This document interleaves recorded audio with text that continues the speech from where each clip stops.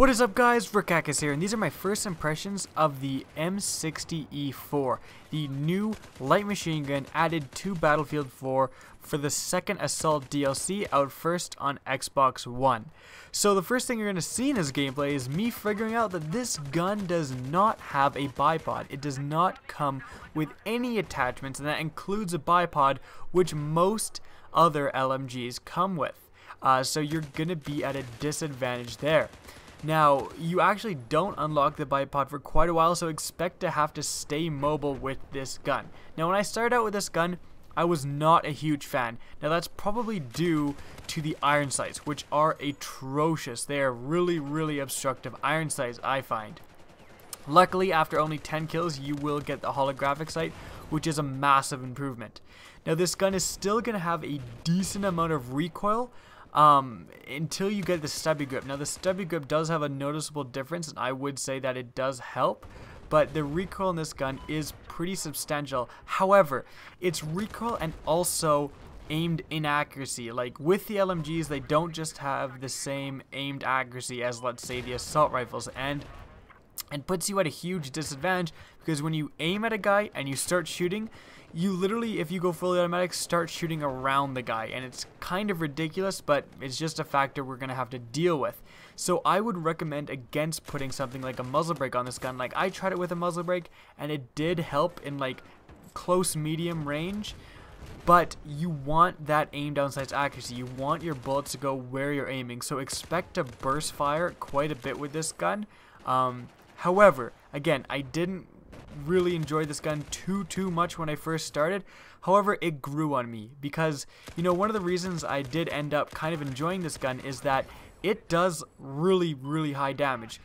If it's anything like the high damage LMGs currently in the game, it'll do 34 maximum damage and 25 minimum damage. So you're going to do 50 damage with a headshot from across the map with this gun if it has the same damage profile. So the amount of like just sheer damage that you're walking around with is extremely high, and even if you know have to tap the trigger a few times, just the lead that you do put down range does so much damage that you'll often be able to kill guys when you're not expecting. That's what really started to turn me on that to the road that I did like this gun, was that I would get kills that I weren't expecting. I wouldn't think that a guy, I would just like do a couple of pot shots at a guy and tag him at the same time, and I would just kind of be expecting to, you know, wound him and move on, but I would end up getting a kill.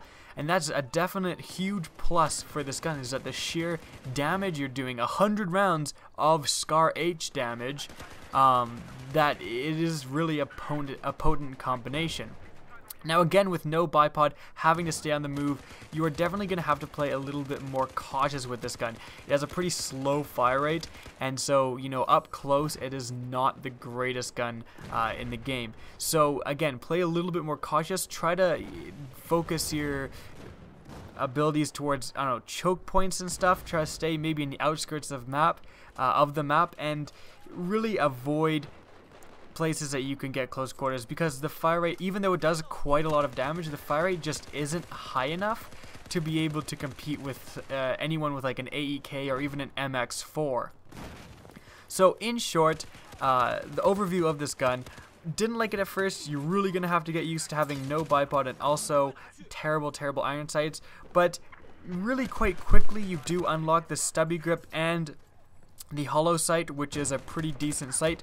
So, you know, you're maybe going to have 20-25 kills of misery, but eventually when you get some attachments to help kind of control this weapon and improve it, this does become quite a decent light machine gun. It isn't that much better than, let's say, something like the PKP, but it is, you know, a decent alternative. I'm going to have to do more gameplays and play more with either all the LMGs actually before I decide how this fits into the category. But in all, pretty decently easy challenge to beat. I should have mentioned this earlier, but the challenge to get this gun, all you've got to do is destroy 5 vehicles on Gulf of Oman, and also get an anti-vehicle ribbon. So just play a round of Conquest as an engineer and you'll get it no problem. So for how easy it is a pretty decent gun that results from it, especially if you haven't really used the assault the support, and don't really want to use the even slower firing and less damaging U100. I hope you guys enjoyed. Remember to rate, comment, and subscribe. And as always, have a good day.